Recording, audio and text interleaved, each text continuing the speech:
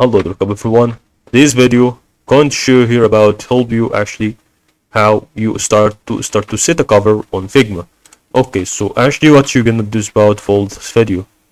This is gonna be about so this will be satisfied with progress that is really important to deal with what we're gonna see. It's real about to be satisfied with that if it's really to be important in this way. How to understand how this gonna be actually started to be about that.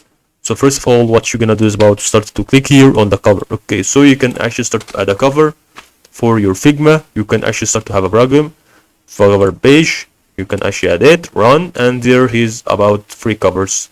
So actually, for example, I will start to add a cover text animals in the zoo, for example. Now create a cover.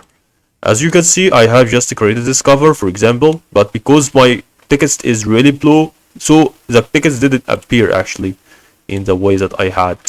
So that's all about, guys, to help you through this video, you about to understand.